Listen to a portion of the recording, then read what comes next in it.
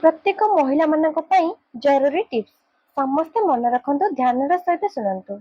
नमस्कार आपण समस्त को आम चैनल को पुणी थे स्वागत। आसतु आज घर टिप्स जानिबा।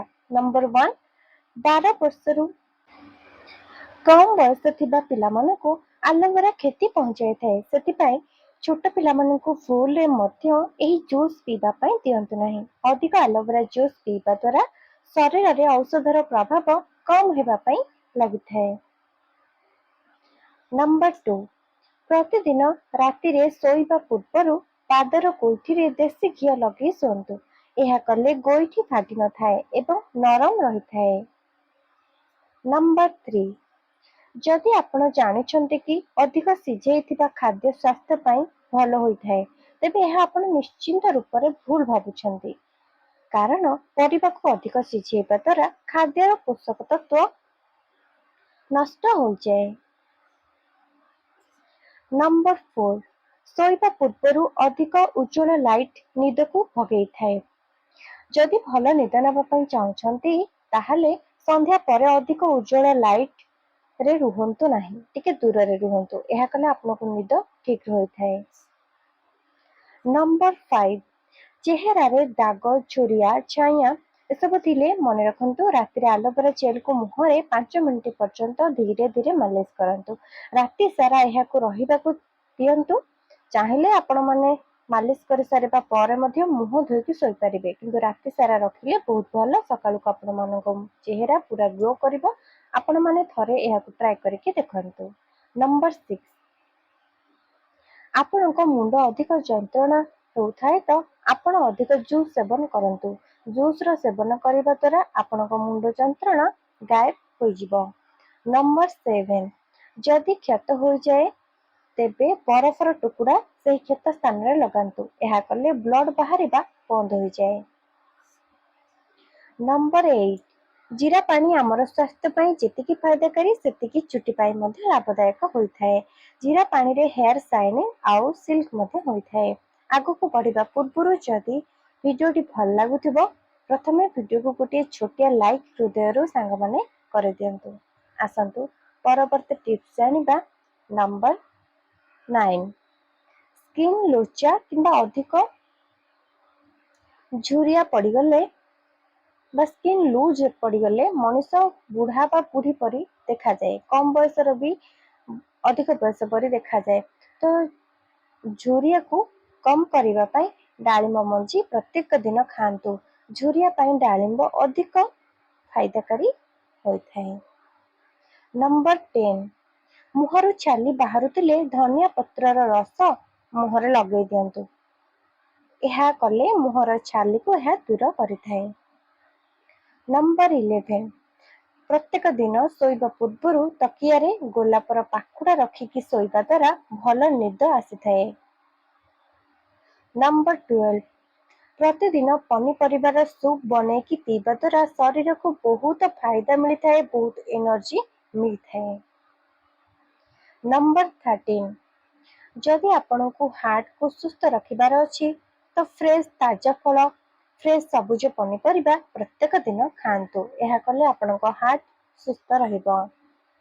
नंबर 14 जामु कोली खाइबा द्वारा हळदिया दांत सफा होइथाए एवं पाटीर दुर्गंध को मध्य एहा दूर करिथाए।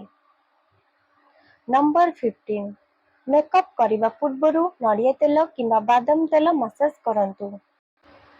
एहा द्वारा आपनको मेकअप खराब हेबो नाही, बहुत समय पर्यंत मेकअप रही थाए। ता सहित चेहरा रे एक अलग प्रकार ग्लो मध्य रही थाए। अधिक समय पर्यंत मेकअप रही थाए, केबे भी जल्दी मेकअप बाहरी जाय न थाए। नंबर 16 जदि आपनको ओठ कला अछि ताहाले राति रे सर लगेकी गाय क्षीर सर को लगेकी सोई पड़ंतु। टिके टिके धीरे धीरे मालिश कर देबे तापरे सोई जांतु। एहा द्वारा आपनको ओठ गोलापी आ नरम रही थाए, कलापन दूर होई थाए। नंबर 17 जदि आपनको पेट को कम करबा पई चाहउचंती ताहाले राति रे आपण भात कम खांतु किंबा भात को टोटली स्किप कर दियंतु। भात न खाइ कि आपण माने रुटी खांतु किंबा अन्य किछि हल्का खाइबा खांतु, किंतु भात खाइबेनी राति रे। एहा करले पेट शीघ्र शीघ्र बढ़ी थाए। नंबर 18 चुटी टिके उषुम तेल मालिश करंतु। यह केश को स्मूथ आउ हेल्दी रखि थाए। शाइनिंग मध्य करे थाए। सप्ताह 2-3 थर केशरे तेलर मालिश करंतु। शुद्ध रंधा नड़िया तेल लगेबा सबुठारु भल किंबा राशि तेल मध्य लगे पारिबे। यह कले चुट्टी को उपयुक्त पोषण मिली थाए जहाँकि केश ग्रोथ करिबारे भल यह सहायक होइथाए। नंबर 19 कटा होइकी रखा जाइथिबा पियाज को पर दिन खाइबा उचित नुहे किंबा सकाळे पियाज काटिकी संध्यारे किंबा दुपहरे मध्य सही पियाज को खाइबा उचित नुहे। यह द्वारा पेटर बीमारी जन्म होइथाए। नंबर 20 गरम पानी रे तुमर केश केबे भी धोइबा उचित नुहे। यह कले चुट्टी मूल दुर्बल हो जाए आउ अधिक केश झड़िबारे लागि जाए। नंबर 21 आजिकाली 9-12 वर्ष बयस पर्यंत अधिकांश कन्या बा झील मानकर पीरियड्स आसिबा आरंभ हो जाए। माता पिता जेमिति ही कथा झील को कहबा पई हड़बड़ न हेबा उचित। से माने प्रस्तुत रहिबा उचित। से माने कोन कहि झील को बुझेबे काहेकि ना झील बहुत छोट अछि ए सब कहबा ठीक हेबो कि भूल हेबो एमिति सब मन रे डाउट पेरेंट्स मानकर आसी जाई थाए। माता पिता को झीर सांग हेबा उचित। ताको कंफर्टेबल करेबा उचित जेमिति कि झील आपन को सांग परि सब किछि कहि परिबो। केमिति मासिक धर्म समय रे से निजर ध्यान रखिबो केमिति जत्न नेबो ए सब पेरेंट्स मानो को बुझेबा पई पड़िबो। पेरेंट्स माने झीर सांग परि कथा हेबा उचित।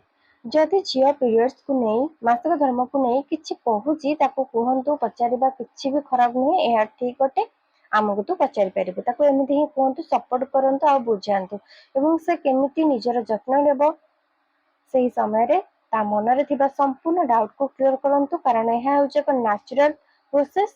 तो ताको निहाती भाबरे झील को आपण माननकु बुझिया पई पड़िबो पेरेंट्स मानकु।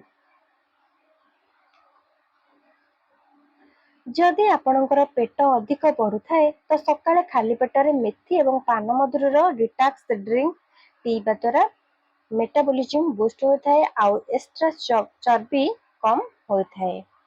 नाभि रे तेल लगेଇବା द्वारा चेहरा सुंदर एवं केश मध्य चमकदार होता है। खाइबा खाइसारिबा परे बा भोजन परे जीरा पाउडर करके जीरा को पेसिकी मध्य खांतु। एमिति कले खाद्य शीघ्र हजम हो जाए किंबा कंचा जीरा चोबेकी पानी टिके पी दियंतु आपनको खाद्य शीघ्र हजम हो जिवो एसिडिटी मध्य हेबो नाही। एक्सपर्ट को अनुसार महिला मानकर अधिक चिंता और निदर कमी पई निदर अभाव पई तांकर मोटापा को खूब बेगरे यह बढ़ई थाए। पानी अधिक पियंतु प्रोटीन अधिक सेवन करंतु भल निद नियंतु एवं कार्डियो एक्सरसाइज करंतु। यह कले आपण माने सुस्थ रहिबे हेल्दी रहिबे आ मोटापा मध्य बढ़िबने कंट्रोल रे रहिबे। जदि घरे बसिकी पार्लर पर ग्लो पाइबा पई चाहउचंती ताहाले प्रतिदिन बादाम तेल चेहरा रे मालिश करंतु। एथिरे बहुत सारा पोषक तत्व भरी होई रही थाए। एथिरे vitamin A vitamin E omega 3 fatty acid zinc भली न्यूट्रिशन मिली थाए जहा कि आखि तलर कला दाग को दूर करि थाए आखि को नरम रखे आउ फेस रो जदि झुरिया पड़िछि तबे झुरिया को मध्य हा कम करिबारे सहायता करे। पिठी रे पहाड़ किंबा गाल रे किछि चापुड़ा बसिले तार दाग हो जाए तो सेही दाग रे लहुण टिके लगेई देले चापुड़ार दाग कमी जाए और टिके आराम मध्य मिलथाए।